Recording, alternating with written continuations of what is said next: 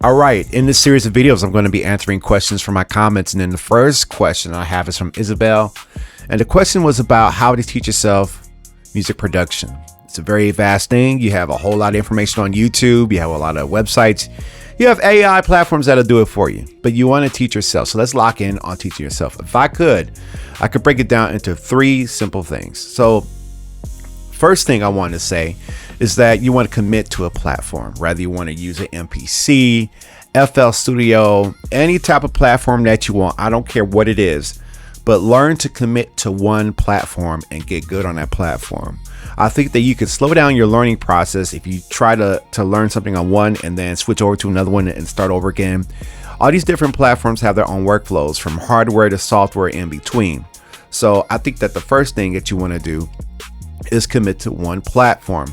If you say, is MPC a great platform to commit to and stick with and use for a while, I think that's fine. If you were to ask me, FL Studio was a good platform to stick with and use for a long time, do that too as well. But stick to one and learn how to master that platform. And what happens when you master the skills on one platform, it's a lot easier for those skills and ideas and concepts of how you want to do things to transfer to another platform that you might want to try later on down the line. That's a better fit. The problem is that you don't know what's a good fit for you right now because you're still teaching yourself music production. So as you learn one platform and stick with that, you're going to get a lot more mileage out of that, and you're going to get more benefit versus your time instead of kind of jumping from one platform to another. So that's a great way to do that. The second thing I would say is number two. Number two is to recreate songs that you like and that you know very well, or try to do that. You know in your head where you want to go, and typically you might have been inspired by music that you like. So you can bridge that gap by sort of studying those songs and then figuring out how do they get those sounds in there. Now, this kind of goes into my third part of this, is where I rather you strive for practice than perfection. I myself have been perfectionist sometimes and not put out stuff or not done things because it wasn't perfect.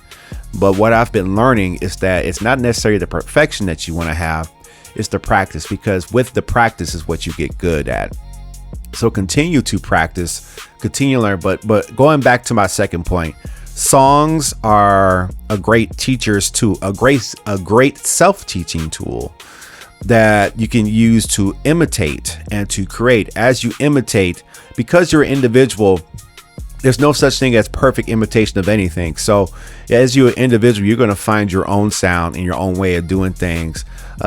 Just even singing a song that someone else has sung.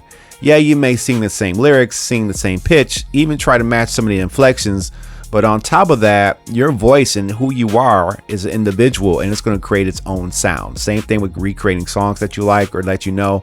And when you're doing that, you're developing an ear, which could be number four, developing an ear for what sounds good to you. And in order to know what sounds good to you, it's a good idea to reference a song that you know that you like, and then find a way to get those sounds to sound like the song. In that process of you not knowing how to get that sounds to the bridge of you actually getting those sounds where you want to, and the rhythms and the sequences that you like in the songs that you like, that's where the self lessons are taught. Figuring out, how do I get over there to that bridge? What is that sound? Why do people use that sound? What is the difference between an 808 drum or a clap sample versus a TR-909 drum sample, or a DMX drum sample, or a Lin drum sample, or drum samples that come off a Motif keyboard or a Roland Phantom keyboard? All of them have very distinct sounds. And as you continue to listen to music and study it, you start to say, okay, I know what piano it is. I know that was a Triton piano on that brand new record, because there's no piano that sounds like it on there. Not saying it's very the best or as good, but it has a distinct sound. So in that process of you developing your ear, when you go into the process of recreating stuff that you know or studying that stuff, it's going to help you to get ideas to create a new tapestry of what you want to create. And that goes down to my third point. The third point is this, is that you still need to practice.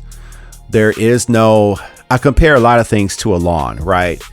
And this is a little bit of the mentality. Like, say for instance, someone says, okay, I cut the grass to the lawn, right? So therefore it should look great. But over time, without watching, the grass grows back. and you continue to have to cut the lawn again. If you look at any major company who has made it or has made a lot of money, they are still constantly marketing their product. There is no arrival. There's only the practice. There's only the journey. And even for me, sometimes it's like, okay, I want to arrive at a certain place, or I want to arrive at a certain level of achievement.